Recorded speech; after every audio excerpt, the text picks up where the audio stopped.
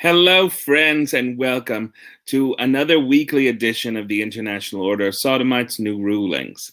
I am, as always, your chairperson, Justin Sayer, reminding you that the International Order of Sodomites is a centuries-old organization promoting the lives and legacies of the LGBTQI community. Now, today is Pride. My goodness. Are you feeling prideful? I know I am. I'm laying in a bed under a picture of lovely Jean Genet and talking to you all because I would be remiss if I didn't come on here and speak to you, especially today of all days. It's Pride, and this Pride feels different. It feels a little more connected to its roots, feels a little more based in the protests that began the whole gay rights movement. And for a lot of us, it feels foreign and it feels different. But for so many of us, it harkens back to something that made Pride important for us. What I want you to think of this Pride, and what I need you to think of, is that this is a chance to reconnect with the community, reconnect with our roots. The Gay Pride movement was born out of frustration and out of fear and out of enormous courage in standing up to police brutality. Now, we as Americans are facing that challenge again. We're standing on the precipice of a new order. And I think a lot of us can feel it. We've had 3.5 years of utter idiocy, and we may be turning a corner. But that doesn't mean the fight is over. Just like when marriage equality was brought out, the fight for gay rights was not finished. It was really just beginning. As we saw in the court ruling just this week, or just the previous weeks, time's running together for me, folks. I barely knew it was Sunday. Somebody reminded me it was Pride with a lovely picture of their asshole, which I appreciated. And you know what? Send them. I don't mind. I'd like to see, the horrors.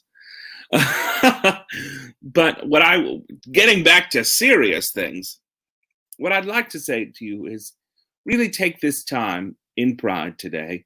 If you're out marching with friends, wear your mask, make sure. But really remember what Pride's about. It's about community. It's about community building. It's about being together and remembering that we're all in this fight together. Not just gays versus lesbians, which is a hell of a soccer game, but not just gay people versus transsexuals. We are on one umbrella of LGBTQIA. And we need to stand up for each and every one of those members, no matter their race or ethnicity, no matter their age, no matter their housing situation, no matter their economics. We have to remember that while some of us are, when we live in a world where not all of us are free, then none of us are really free. And I'd ask you to remember on this Pride especially, as we're all kind of burgeoning to come out of our houses and hoping to get back to some state of normalcy. Let's change what normal is. Let's change the world that we're stepping back into, because I believe that we as LGBTQI people are the ones to do it. We've done it before. We can change the world again. You know you have the power. Look at what you did to your living room with all that time in your house. I know, girl. I want to have a coffee table book that's just like pre-quarantine, post-quarantine. Oh my goodness, I sneezed. That'll be erotic for some person out there, and whatever you're into, it's okay. That's what Pride's about. Celebrating all the people in your life who are into some weird shit.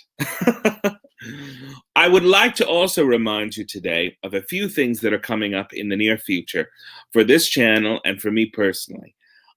We are celebrating Night of 1,000 Judies again, which is in its 8th iteration now, which is a celebration of Judy Garland.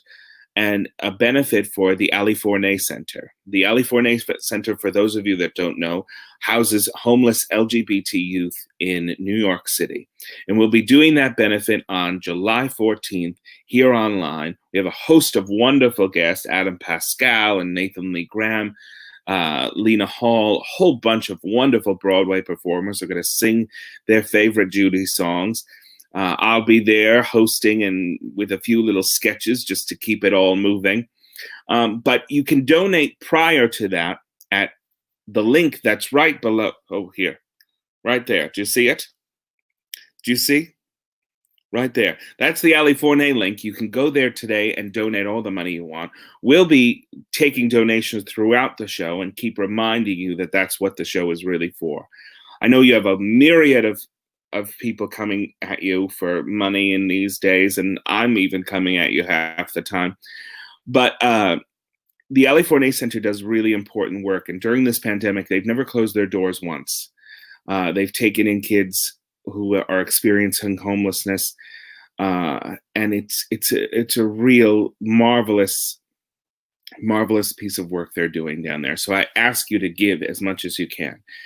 The other thing that I'd like to tell you is that my repertory company of camp plays will be coming back later this month, the last weekend of July, with When Sunny Went Blue, which is a send-up of Reversal of Fortune, the Sonny Von Bulow story, with all your favorites, Drew Droege, Sam Pancake, Jeff Hiller, Danielle Gaither, Jen Harris, a whole host of folks, Ryan Garcia, myself, Tom DeTrinis. It'll be a great show. And we'll be doing those each month until the end of the year. So tune in every month and catch those. I'll still be doing new rulings here every week and on Joe's Pub's Instagram. So make sure you tune in.